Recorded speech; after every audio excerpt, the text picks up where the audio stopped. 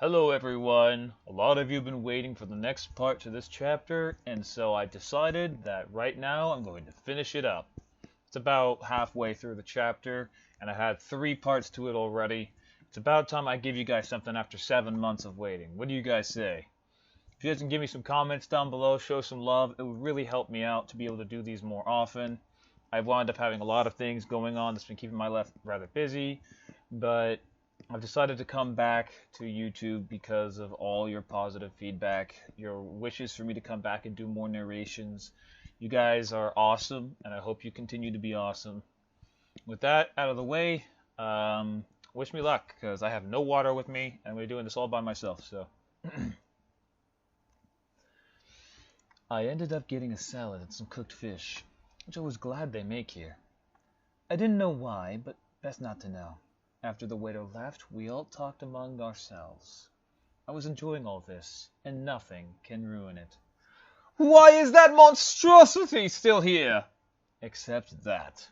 We all looked behind us and saw Blueblood again, or Snowballs in my words, who was walking up to us with an angry scowl on his face, while staring at me. This prick was really starting to get on my nerves. I'm literally going to kick his sore flank if he's going to continue harassing you. AJ hisses. No kidding, I said, agreeing with her. He sat at the far end of the table, trying his best to stay away from me as far as possible. I simply ignored him. Our food came 5 minutes later, and I thanked the maid for bringing it. My food looked pretty well made, along with the fish cooked well. I cut the fish up and took a bite. Even though I don't tend to eat fish a lot, I have to say, these ponies know how to prepare a fish well. This foul beast eats meat? Blueblood shouts. I swallowed my food and glared at him. Omnivore, to be precise, I corrected him. Why would you let a beast that eats meat roam our castle, Auntie? He shouts.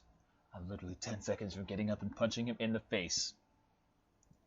Daniel is not a threat to us, and he has no intention to eating us. Calm yourself, Celestia argues in a soft but very stern tone.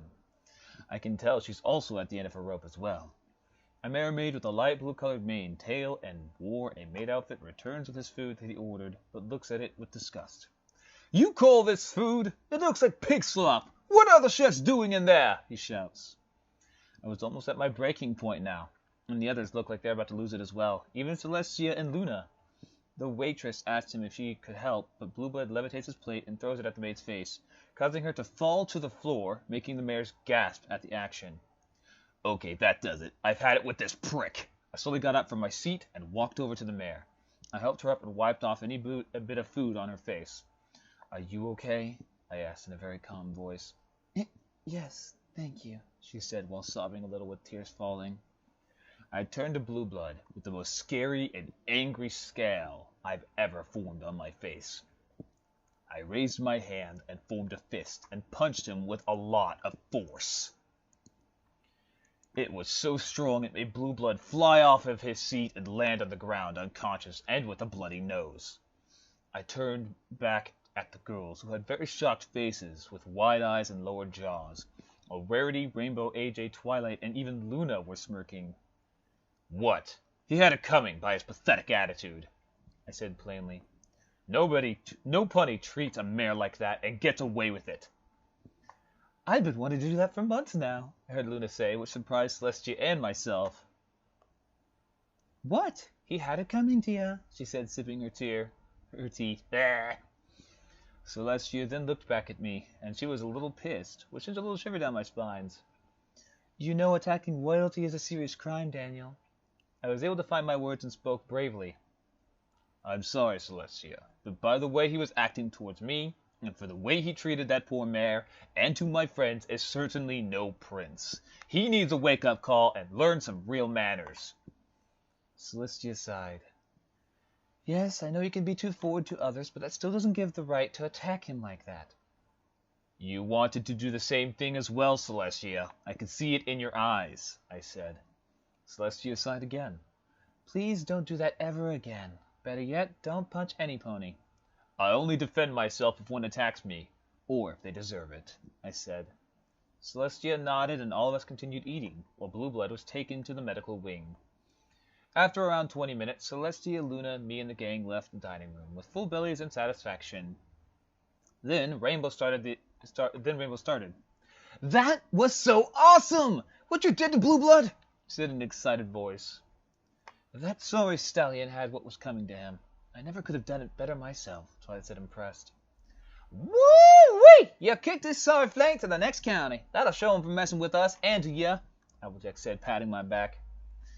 Normally I would be offended to who you attacked, but that ruffian of a prince had it coming to him, Reddy said.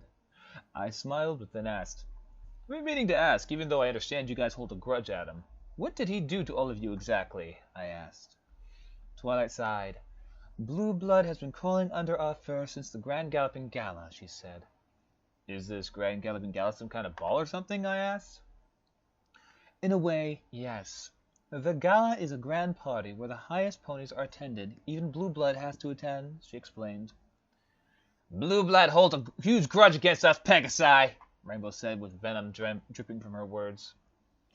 I totally find that racist, I said. I hate when people or ponies hate others who are different from one another. That's what I thought, Rainbow said, putting her hands in the air. He said my apple treats and pastries are nothing but garbage, Applejack said. What? How could somebody not enjoy your family's pastries that are made from your apples? I asked, almost shouting. This stallion is now starting to get under my skin. He treated me unladylike. He took a pillow for himself, a rose for himself, forced me to open the doors for him, used my beloved dress to walk over a puddle, and used me as a shield to protect himself from a falling cake, Verity said, really irritated. My right eye was now twitching. My anger has now doubled to this damn stallion. I growled and clenched my fists. Why, that little son of a... I then stopped since Pipsqueak was here and he was still a child. I inhaled for a huge breath and breathed out to calm myself. I looked at Twilight and asked, What did he do to you, Twilight? She growled, While I was living here in Canterlot before I met my friends, he was trying to make me his mare. And he peeped on me when I wasn't looking. He's not only a snob, but a huge pervert! My eyes went wide and my jaw lowered. Spike and the others showed the same face as well. I couldn't believe this. This prick not only made my friends look bad, but tried to perverse Twilight. I growled, and my face went all red, and I could have sworn I felt heat leak out of my ears. Daniel, you okay? Rainbow asked. I didn't answer. Instead, I growled loudly and punched one of the pillars near me with pure anger. My punch must have been really strong because it caused a crack to be visible to the girls. After around a minute, I was able to calm my mind and anger. I took my hand back and looked at the group, who were very shocked. I sighed. Sorry you had to see that. I have the intention to have a short-fused temper. Blueblood should be lucky I didn't know about this, otherwise I would have torn him apart, I growled. We know. I'm sure everything will turn out better soon, Twilight said. I gave her a small smile and nodded. It was around 2 p.m. now, only 3 hours left until I needed to meet up with Fancy Pants at the stadium. I didn't have a lot to do for the time being, so I decided to head to the training floor for some training.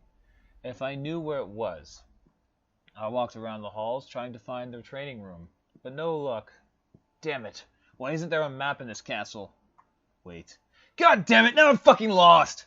Oh, this is great. Now what? Hey, you! I turned and saw a familiar guard pony. It was a pony guard from the door. Oh, it's you. I grumbled, not too happy seeing him. Yeah, look, I want to apologize about my behavior from earlier. I just never saw anything like you before, and the fact you were carrying a weapon with you, he explained.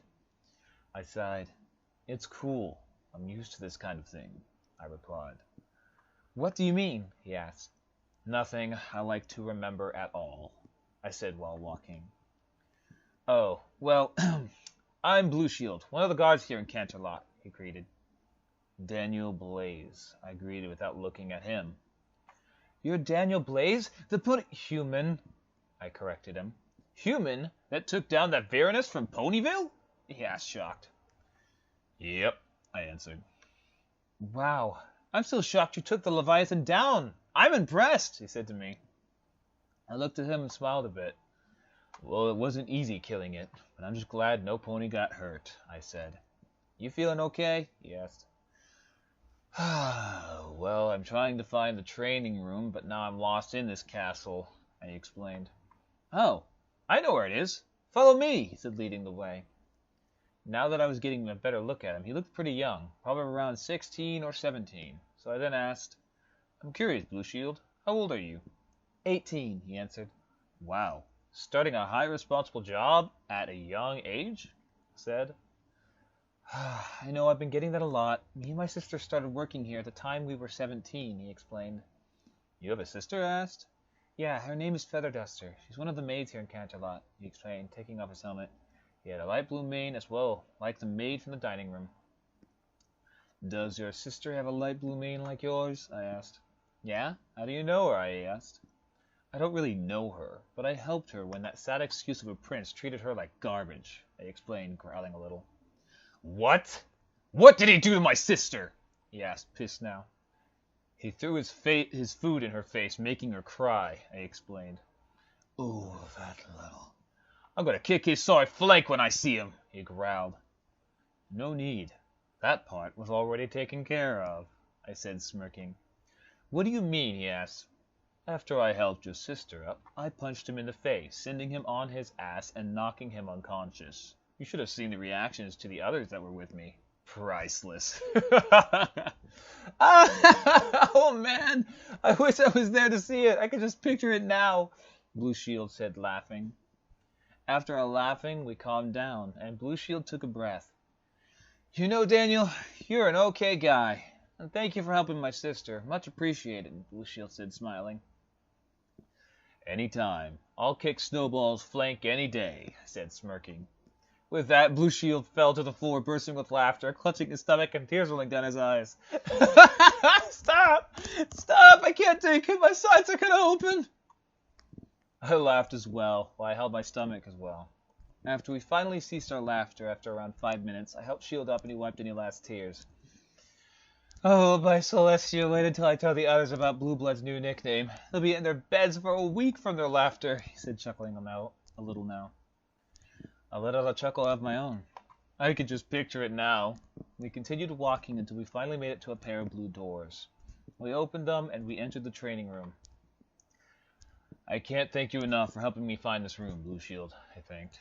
Anytime. Also, while I'm not working, you and I have to hang out sometime while you're staying here in Canterlot, he said. I would like that, said, smiling. Also, do you know where I have to go to get to the entrance of the castle? Yes, go down that hall, make a left, and when you pass a pair of purple doors, make a right and go straight. Thanks, I said. By the way, aren't you supposed to be on duty, or are you on break? Oh, on break, but I have to... He looked at the clock, and it was around 2:30 p.m. Oh, pony feathers! I have to get back to work! Bye, Daniel! Blue Shield called out, running down the halls. I waved goodbye and started working out. The room was pretty big, and had a lot of weights and workout stations. It's been probably less than 3 weeks since I got a good workout. If I slack now, I'll never reach my full potential. I cracked my fingers, my back, and took off my jacket and went to work. After around 1 hour and 30 minutes of intense training and working on my sword, I finally left the training room with a satisfied look. I went back to my room, took a quick shower, and got into some fresh new clothes. I walked out of the castle and walked down the road to the stadium. After a long walk, I was able to make it to 10 minutes before the race started. The stadium was really crowded. Thousands of ponies from Earth, Unicorn, and Pegasus ponies were sitting in their chairs. At the track, 3 Pegasus were preparing for the race. They each wore skydiving goggles and uniform that was blue and had yellow lightning streaks. 2 were mares, while the third was a stallion. The stallion had emerald green eyes, a blue mane and tail, and had dark cyan fur. The first mare was yellow, had fire-colored mane and tail along with amber eyes. The other mare had white mane and tail, light cyan fur, and had pink-violet eyes. Daniel! I turned and saw Fancy Pants and Fleur walking up to me. Glad you made it. I smiled. Wouldn't want to miss this. The 3 of us walked up to the stadium until we got to a pair of stairs, being guarded by a guard pony. Thankfully, he allowed me to pass since I was Fancy Pants' guest. The 3 of us finally made it to the upper floor, where a few Canterlot ponies were already chatting amongst themselves. They all saw Fancy Pants and Fleur and then walked up to them and started chatting with them, ignoring me. Attention every pony, I would like to introduce you all to Daniel Blaze, Fancy Pants announced, which caught all the ponies' attention, and they looked at me. I'm still trying to get used to all the ponies looking at me, so I smiled sheepishly and waved. Is it true about what they said about you? Stellian asked. Did you really defeat a foul creature called a Virenus? A mare asked. I did, I answered while smiling. How did you bring down such a behemoth? Another mare asked. The Virenus had a weak point on its back, so I went for that. I put up a fight, but I was able to defeat it, he explained. My question is, why would you risk your life like that? And the bear asked. I smiled. Because I care about the ponies that are around me. They all give me happiness, friendship, and care. I didn't know what I would do if they got eaten by the Virenus, I explained. Were you afraid at all when facing the beast? Stellian asked. I was more than scared. I was terrified, considering I've never went up against a beast like that. But a wise old man once taught me to stand up to your fears and face it head on, I explained, remembering the little speech my grandfather told me. Simply fascinating, they all said. Why do you carry that sword around? Are you a guard at the castle? A mare asked. My apologies. It looks like there was a spelling error there. It says, are a guard at the castle. I got a little confused. I shook my head. No, I carry the sword around because it was given to me by someone from my heart, I explained, smiling, and never let it leave my sight. Is this sword very special to you? Mare asked. I nodded. Very. It has served me for a long time, ever since it was given to me, I explained. Attention! The race is about to begin, the announcer said through the speakers. At that, we all went to the edge of the balcony and watched. The 3 ponies I saw from before are getting into their starting positions. I certainly know that Fleetfoot will take home this race, I heard Fancy Pants say, along with the others agreeing. I took a closer look at the Pegasus and saw the orange Pegasus flexing her wings very well. The track had a few sharp turns, and flexibility is the key to sharp turns. I'm sorry for disagreeing with you, Fancy Pants, but I believe the orange mare has a bigger chance winning this race, I said, getting all of them to look at me. I smiled sheepishly and heard a bang go off. The 3 Pegasi took off. I was really amazed by their speed. They went so fast I could barely keep up, but it was still a lot of fun to watch them race. I saw the orange mare taking the sharp turns like a pro, while the other 2 had to slow down just by a tad bit. After amazingly 5 fast laps, the orange mare crossed the finish line, ending the race. Bravo, Daniel! How did you know Spitfire would win? Fancy Pants asked. The track had a lot of sharp turns. I saw the orange mare flexing her wings, which was giving her amazing flexibility and maneuverability. It takes more than just speed to win a race, I explained. Simply amazing! You're really something, Daniel, he said, smiling. As I smiled back. Thank you. Through the remainder of the day, Fancy Pants, Fleur, and I enjoyed tea, some sweets, and enjoyed the race. After the course of an hour or so, the race ended, and I decided to leave. I said my goodbyes to Fancy Pants and Fleur and left the stadium. While walking back, I saw distant flashes and saw the same orange mare Pegasus being chased by a horde of paparazzi. I quickly ducked behind a corner while she was coming up to me. I knew I had to help her, knowing she wasn't liking this. When she finally came close, I quickly grabbed her arm and pulled her into the alley. What the? I quickly put my hand over her mouth, preventing her from screaming her ass off. Shh, I quickly said and quieted her down. Took a very light peek around the corner and saw the mob looking for her. Where did she go? Stellian asked. She just vanished, the mare said. Maybe she went this way. Come on, another mare said. They all ran down the streets, leaving our sight, but I made sure we stayed quiet for a moment, making sure we were really safe. After a minute, I released my hand from her mouth and sighed. I think you're safe now. I'm sure they won't come this way, I said, looking at her. She let out a huge breath of relief. Thanks for that. They've been on my flank ever since I got out of the stadium, she explained. Being a celebrity is not fun, huh? I asked. Oh, you don't know the half of it, she said, chuckling a little. Probably not. Still, thank you. I'm Spitfire, by the way, captain of the Wonderbolts, she greeted, holding her hand out. I smiled and shook her hand. Daniel Blaze. So you must be the human that killed that Virenus from Ponyville I've been hearing about, right? She asked. That's correct. Impressive. Never thought a weird creature like yourself would take down such a behemoth. No offense, she said after realizing she called me weird. None taken, Don't judge some pony by their appearance. I'm more than what you think, he said, chuckling. Really? She asked, smirking. Mm-hmm. Not only I know how to wield a sword, but I also know karate and mixed martial arts, I explained. MMA? She asked, confused. Short for mixed martial arts. My grandfather taught me MMA since I was a child, and gotten really well at it, I explained. Interesting. I'll have to see your moves later on, she said. If there's a chance, sure, I said. I better get back to the castle before my friends get worried about me for being gone for too long. Mind if I walk back with you? Spitfire asked, smiled and shrugged. I don't mind. With that, the two of us walked back quickly to the castle, making sure we don't run into any more of the paparazzi. So, Daniel, where do you live? Spitfire asked. I live in Ponyville with my friends, Twilight and the others, I answered. Do you know a mare named Rainbow Dash? She asked. Yeah, she's one of my friends. How do you know her? I asked. Sure do. She won the youngest flyer competition at Cloudsdale a few months back, she explained. Cloudsdale? Never heard of that place? Yeesh, what rock have you laid under the whole time? She asked, disappointed. One that says I'm not from another world? That got her, because she smiled sheepishly and scratched her head. Oh, right. Well, Cloudsdale is a cloud city, and all of us Pegasi are born there, she explained. Whoa, back up. You and other Pegasi can walk on clouds? I asked, shocked. Yeah, why is that so shocking? She asked. Sorry, it's just, how in the world are you and the other Pegasi able to walk on something that isn't so solid? Huh? Clouds are made of water vapor, which is very thin and made out of water. It may look like a cloud looks solid, but it's not. How can you guys walk on something like that? I asked. I never thought about that, she said, curious about it. Is maybe your fur or something in your body that allows Pegasus to attract water vapor like a magnet, allowing you to walk on it? Or is it maybe Pegasus are born with some magical force allowing you guys to walk on the clouds? I asked, hypothesizing the theory. I'm not too sure. It never occurred to me to think about something like that. Maybe Princess Celestia might know, Spitfire suggested. Probably. We made it to the double doors, and we made it back to the throne room, and Princess Celestia was talking to her sister Luna. Celestia looked up and saw the two of us and smiled. Greetings, Daniel, Spitfire.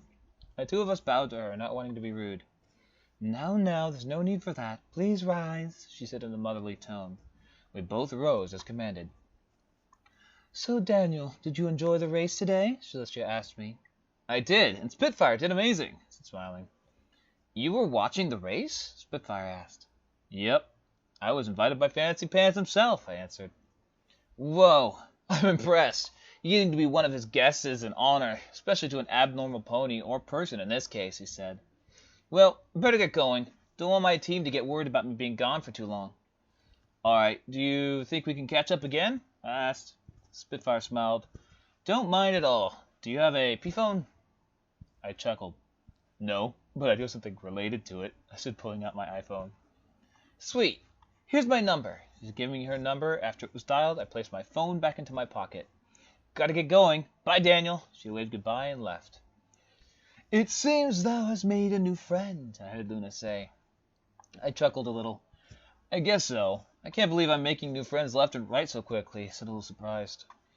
Friendship is what brings us... Oh, screwed that up. That's actually Celestia. Friendship is what brings us together, Daniel, and it's everywhere, Celestia explained. I smiled. I'm glad friendship exists, and I'm glad I have met all of you. Celestia and Luna smiled. And we're glad to have met you, Daniel, Celestia said. I smiled and decided to head back to my room, as I said my goodnights to the princesses and left the throne room. Night had fallen 3 hours earlier, and I was standing on the balcony, admiring the beauty of the night. Pipsqueak was asleep, and I just couldn't fall asleep because I was really happy. I'm really glad I came to this world. I don't know why I was brought here, either, for a purpose or by accident. I'm glad I was here now. Daniel, I heard a voice behind me and saw Pipsqueak holding his blanket. I had a bad dream. I frowned and walked over to him and scooped him up in my arms. Shh. It's okay, Pip. It was only a nightmare. I'm still here. He snuggled into my chest, and I felt his body shaking a little against me. After a minute, his shaking slowed, and he was calming down a little, but still scared. Daniel, can you sing a song for me? He asked. I smiled warmly. Of course I can. I thought of a song to calm him and soothe him. I think I know the right one. To everyone listening, this song is owned by Phil Collins and is also part of Disney. I do not own it, only my voice. Come stop your crying, it'll be alright. Just take my hand, hold it tight. I will protect you from all around you. I will be here, don't you cry. I'm not so small, you seem so strong. My arms will hold you, keep you safe and warm. This bond between us can't be broken. I will be here, don't you cry. While singing, I stroked his mane, and he was more calm than before. 'Cause you'll be in my heart. Yes, you'll be in my heart. From this day on, now and forevermore. You'll be in my heart, no matter what they say. You'll be here in my heart, always. I looked down at Pipsqueak, who had tears of joy falling from his eyes, and he snuggled deeper into me, making me smile as well.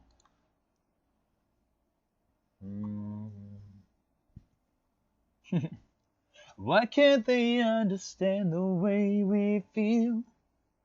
They just don't trust what they can't explain. I know we're different, but deep inside us, we're not that different at all. And you'll be in my heart. Yes, you'll be in my heart. From this day on, now and forevermore. Don't listen to them, 'cause what do they know? We need each other to have to hold. They'll see in time. I know. When destiny calls you, you must be strong. I may not be with you, but you got to hold on. They'll see in time. I know. We'll show them together, 'cause you'll be in my heart. Believe me, you'll be in my heart. I'll be there from this day on, now and forevermore. You'll be in my heart, no matter what they say. You'll be here in my heart, I'll be there always. Always. I'll be with you. I'll be there for you always. Always and always. Just look over your shoulder. Just look over your shoulder. Just look over your shoulder. I'll be there always. After I finished the song, I looked down at Pipsqueak, who was sleeping peacefully in my grasp. I smiled while I felt a lone tear escape my eye. I slowly placed Pip in the bed and tucked his blanket over him. I leaned down and gave him a soft kiss on the forehead. "Sweet dreams, Pipsqueak," I whispered while stroking his mane. He stirred a little, but then smiled and nuzzled deeper into his pillow.